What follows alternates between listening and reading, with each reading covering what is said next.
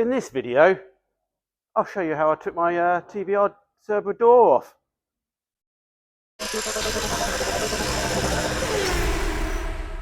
Okay, let's explain how the door actually goes on.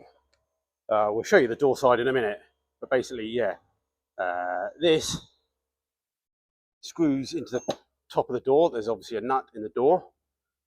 And so basically what you can do is you can undo it from here. You basically loosen this bolt off. It's quite long, but this is in like a little rose jointy pivotal joint. So the door does then swing out a little bit as well, which helps. But yeah, so you don't need to undo the very top one. You undo it in the middle there, and this just stays tight and it just spins. Bottom one, 2 Allen keys, bolts, headed bolts. And basically you take those 2 off, and then this bottom shell removes, which allows, and again, in a minute I'll show you, the door has a spherical bearing again in the bottom. And that sort of basically sits in there. Doesn't take any vertical load as such. Or maybe it does, maybe there's a little taper, maybe. Maybe not. And yeah, so that's how that comes out. So we'll show you the door now. So in principle, we'll show you later anyway. You undo that bolt there, or undo it as in loosen it, and it just keeps spinning in the hinge.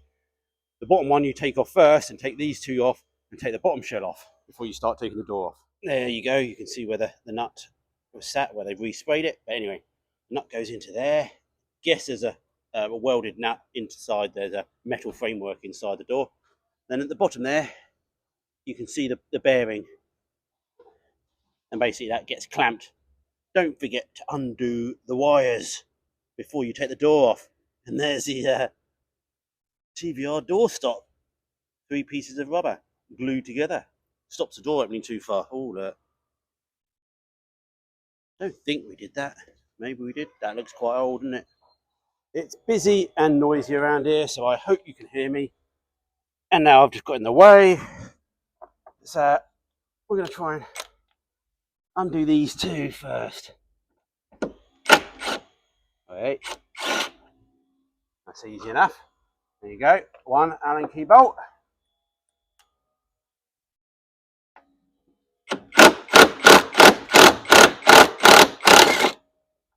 There we go.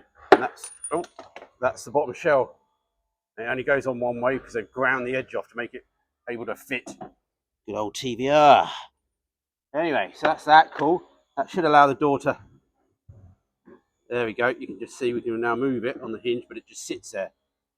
Undo there's 3 on the other side. Not sure how many there is on this side. There's 3 on this side.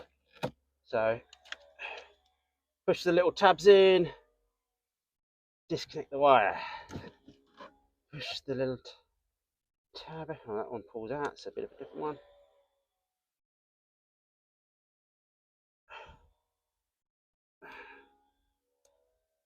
That's that one.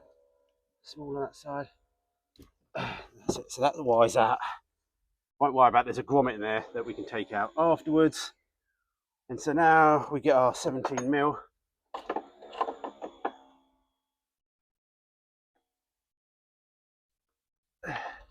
And start loosening it. Now, what you've got to be careful of, as you loosen it, it's going to try and push the door down because it's trying to undo the thread. So basically what you have to then start doing is start lifting the door out, and then when you get to a point, you need to start leaning it out so it misses the sill. Otherwise, you start crushing it into the sill. And as we saw on the other side, the bolt's quite long, which is quite tricky to do by yourself, but we give it a go because we did it on the other side. I'll go get my I've got an old caravan awning, so I'm going to stick that underneath because that helps me catch it. This door's a little bit strange. Yeah, it came out the top, so yeah, there is a nut. I'll go check the other side. Maybe that is a bolt.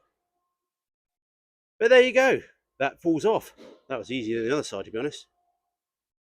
So maybe, yeah, if that was a nut, you could undo that top one, and then it would just drop down. Because technically now I've lost a bit of adjustment, but I do know where it is. The forward and backwards adjustment's all good. It's just the height, which I can get off that bottom one anyway. So that's how you take a door off. Oh, the flash has come on, but we'll leave that on. Just checking the other side. Yeah, you can tell. I think it is a stud So we may end up, I'm trying to undo that stud if we can, clean it up, because I think it was actually easier feeding the door up through it. Maybe. To be honest, it was quite hard to get to this nut when the door was on. But this one is actually quite easy, so we'll think. But there you go. Hope you learned something, and good luck with your doors. Obviously, you could take them, bolt them right through from the roll cage, but I didn't want to because one, they were very rusty, and two, they will muck up your alignment because obviously, yeah, that's what controls where they are. But there's a bit of a slop in there, a bit of slotted holes. So hopefully, we can bolt the doors back on, and they will just fit. But anyway, off the primer.